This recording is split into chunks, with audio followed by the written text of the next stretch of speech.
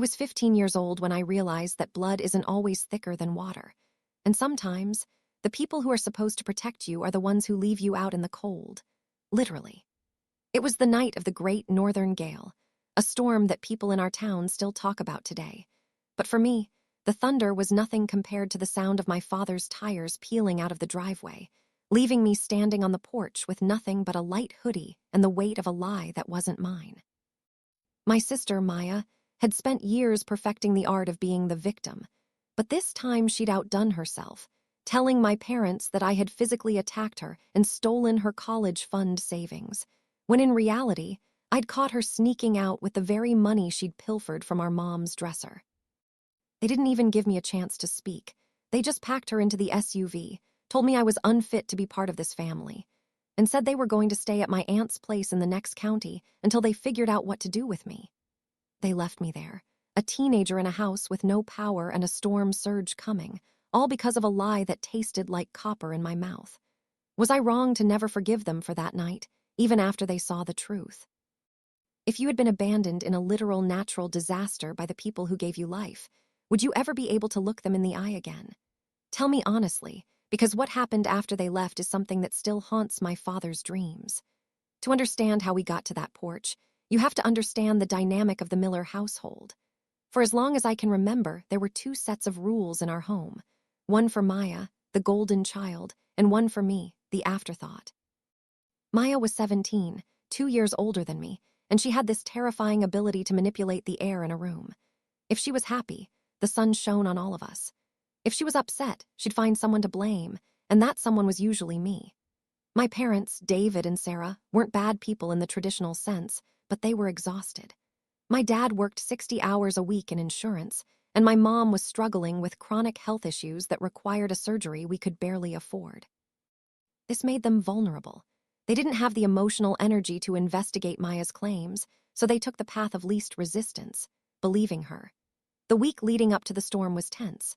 The news was plastered with warnings about a Category 4 hurricane veering inland, something our coastal-adjacent town wasn't prepared for. Everyone was panic-buying plywood and batteries. Amidst this chaos, I noticed Maya acting strange. She was always on her phone, whispering and looking at luggage tags. I knew she had been hanging out with a crowd of older kids who were known for drifting, traveling state to state and living off whatever they could scam. On the afternoon, the sky turned that sickly shade of bruised purple. I went into the laundry room and found Maya's jacket. A thick white envelope fell out of the pocket. I opened it, and my heart dropped. It was $5,000 in cash, the exact amount my mom had been hiding in the master bedroom for her upcoming procedure. I didn't even have time to process it before Maya appeared in the doorway. She didn't look scared, she looked predatory. She told me to put it back and mind my own business, but I refused. I told her I was going to tell Dad the second he got home. That's when she went into actress mode. She didn't try to take the money back. Instead, she grabbed a heavy ceramic vase from the hallway and smashed it against the floor. Then she took a shard of glass and made a shallow but bloody scratch down her own forearm. I stood there, paralyzed, holding the envelope. When my parents burst through the door 10 minutes later, they didn't see a thief and a sister. They saw a terrified, bleeding girl and a son standing over her with a handful of stolen cash. Maya screamed that I had snapped because she found out I was planning to run away with the money. She told them I hit her. The betrayal I felt in that moment was a physical weight. My father, already stressed by the impending storm and the financial pressure of the surgery, didn't even look for the truth. He saw the blood, he saw the money in my hand, and he saw his perfect daughter sobbing. He called me a monster. He told me he couldn't even look at me. With the emergency sirens beginning to wail in the distance, he made a split-second decision fueled by rage. He told my mother to pack a bag for Maya. He said they were going to Aunt Linda's big farmhouse on the hill, which was safer and had a generator. When I asked where my bag was, he looked at me with eyes colder than the rain starting to fall. He said, "You want to act like a criminal. You can stay here and guard the house you just tried to rob. Maybe the storm will wash some of that spite out of you." My mother tried to protest, but Maya let out a choreographed wail of pain, and my mom's focus shifted back to her. They left. The heavy oak door slammed shut, and I heard the lock turn. A minute later, the rumble of the SUV faded into the sound of the wind. I was alone in a house that was already starting to shake. The power went out almost immediately. The silence of a dark house during a storm is something you never forget. Every creak sounds like a footstep. Every gust of wind sounds like a scream. I went to the kitchen to find a flashlight, but the drawers were empty. Maya had likely hidden them or moved them to the car. I sat on the kitchen floor, the tiles feeling like ice, and watched as the water began to seep under the door. I tried to call my dad's cell, but the towers were already overloaded or down. I sent a dozen texts. "Dad, I didn't do it." "Mom, the water is coming in. Please come back." None of them went through. I was 15, and I realized then that if the roof collapsed, no one would know until it was too late. I moved to the basement to try and shut off the main water valve because the pipes were rattling, but the basement was already flooded to my knees. The cold was staggering. I climbed up to the second floor and eventually into the small crawl space under the attic stairs, the only place that felt enclosed enough to be safe. I wrapped myself in a thin rug and listened to the oak tree in the front yard groan. Then came the crash.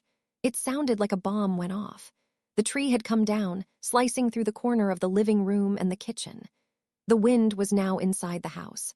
So that's the situation I was in, trapped in a crumbling house, abandoned by the people who were supposed to love me, while my sister sat in a warm house on a hill, laughing at her success. I had to decide if I was going to give up or find a way to survive. Before I tell you what happened when the door finally broke open again, I want you to pause and comment below. If you found out your parents left you in a life-threatening situation because they believed a lie, would you ever call them mom or dad again? Or would they be dead to you from that moment on? Let me know, because what happened next changed the trajectory of my life forever. I must have drifted off into a state of shock-induced sleep because the next thing I knew, a light was hitting my eyelids. Not the sun. It was a harsh, artificial white light. I heard heavy boots on the stairs. I squeezed further into the crawl space, thinking maybe looters had broken in or worse. Then I heard a voice. Leo Miller, are you in here?" It was Mr. Henderson.